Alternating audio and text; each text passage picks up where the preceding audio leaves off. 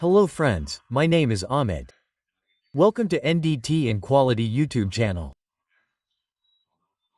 So friends, non-destructive testing can be used on many manufacturing processes.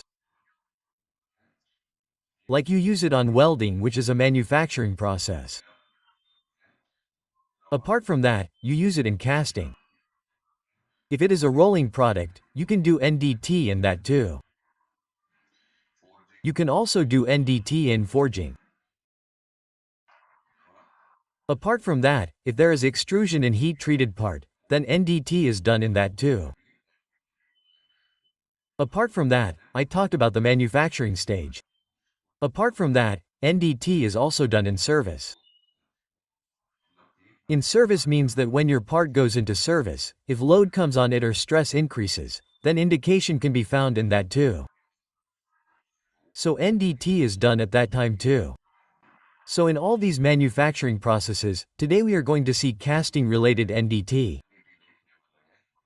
That means how the casting process happens and what are the requirements of NDT in it. Meaning, which NDT methods can you use in casting? So in today's video, first of all I am going to tell you how the casting process is done. After that I will tell you how NDT is done in it. So watch this video completely, and to watch such videos, you must subscribe to our channel and also share this video with your friends and colleagues. So first of all let's see the casting process. So in the casting process, the use of molten metal is useful metal. This molten metal is then poured into the mold cavity that takes the form of the finished part. So there are two things in it.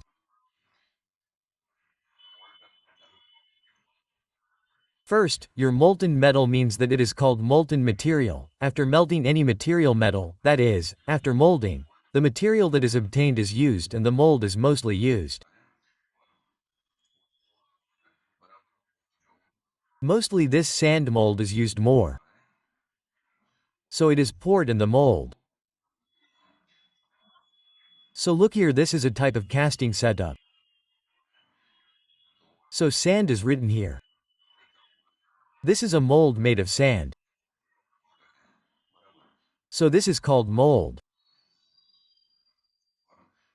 And from here your molten metal is poured. After pouring the molten metal it is solidified.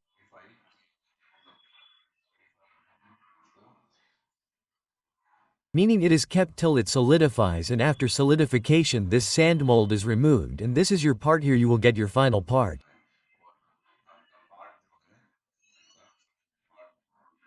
So this is hollow casting. So in this way you will get the final casting. So your runner and riser are given. So the use of riser is that whether the material here is completely filled or not. You will know from here. The runner is so your molten metal passes through the runner.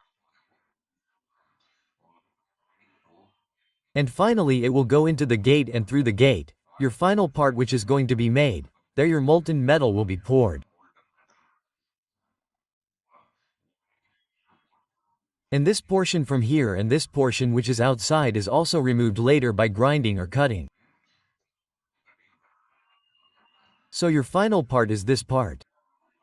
This is your part which is to be cast. And this core which is inserted in the middle. This core is inserted for the hollow part. That too is removed later. So this is the complete casting process. I have shown the figure of hollow casting. You can also make such a solid casting. So there will be two things in it. First is the molten material and second is the mold. The molten material then cools with heat, generally being extracted by the mold until it solidifies into the desired shape. So you pour the molten metal. After that it has to be allowed to cool. Meaning it has to be allowed to solidify. And after that, your heat will dissipate through the mold in it. It means it will be extracted, and finally the molten metal inside the part will solidify and you will get the desired shape of the part you want. So this is how the entire casting process is done. So here we have seen your basic setup.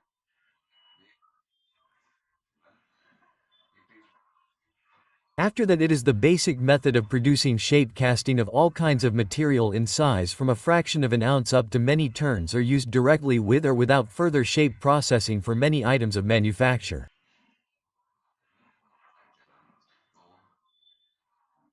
So this is your basic setup, and in this you can make castings from very small quantity to tons of quantity. It means that castings are also made of very large sizes. And in this, many times you will not get the final shape you want, and sometimes you can get the final shape. If you do not get the final shape, then further processing is done later. Meaning that machining, grinding or cutting is done and you will get the final shape. Even those materials considered to be started out as a cast in guts before deflation work in the solid stage puts them in their final condition. So your material is in the starting stage, and in the last you will get your casting in coat.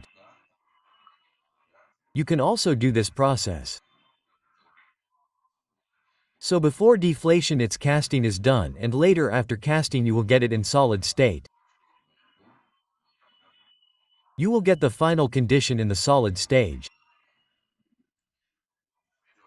Vast majority of castings from a turned stand are made from a cast iron, and relatively small number of these are subjected to NDT.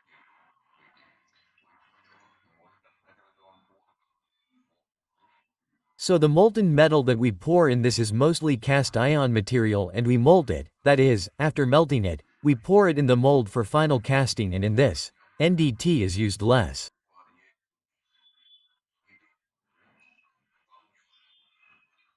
But we are going to see all the uses of it in this.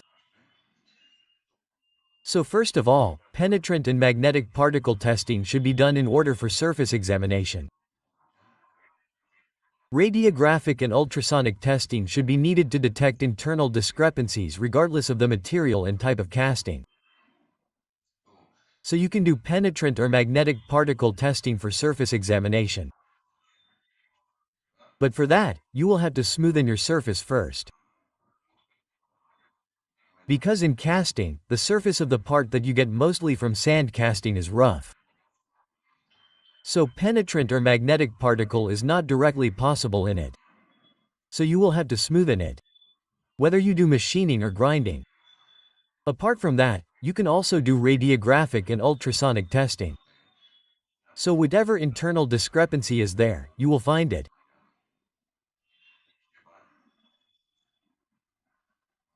After that, radiography is given here as well. After that, radiography is the most widely used method for casting examination. It can be difficult to get complete coverage of complex castings. Image evaluation is useful by comparison to standard reference images and various types of discontinuities. So, radiography is mostly used because in this you will get internal image of the entire casting, and one drawback in this is that if it is a complex casting, then it means that its shape is irregular, so you will not get complete coverage in it.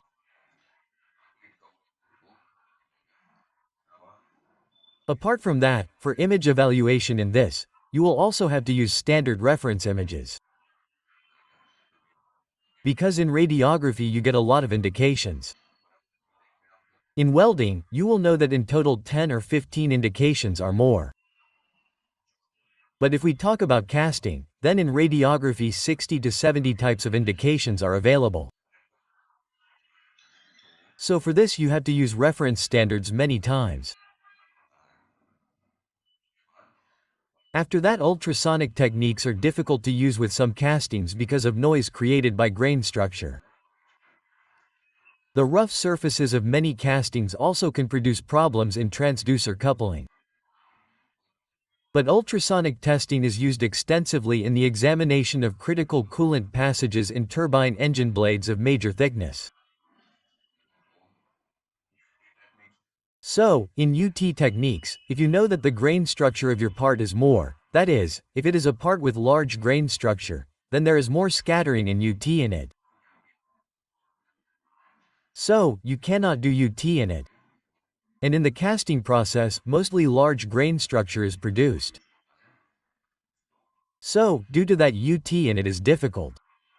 So, but it is not that you cannot do it every time. It depends on the part of the casting. So sometimes the surface in it is not rough. If it is a solid surface, meaning it is a smooth surface, then you can also do UT. Apart from that, you will also have to take care of the coupling of the transducer. That is, if you use a cup plant, then if there is a very rough surface, then you will have to use a cup plant with higher viscosity. Apart from that, you can also do thickness measurement using UT. So, there is an example given in this that you can use UT for thickness measurement of the blade of a turbine engine. So, the turbine engine blades are made of casting. Apart from that, in electromagnetic testing, you can use eddy current technique and a permanent method, Penneton method. So, eddy current and Penneton method are also used to detect leading and trailing edge cracks before and during service of the turbine blade. Neutron radiography is sometimes used to detect residual waste in internal passages of turbine blades and other parts made by lost wax casting process. So there are 3 processes given in it. You have to do NDT of turbine blade. If you have to do NDT of the casting part turbine blade, then you can use eddy current. You can also use Penneton method. So you will find the edge cracks through this.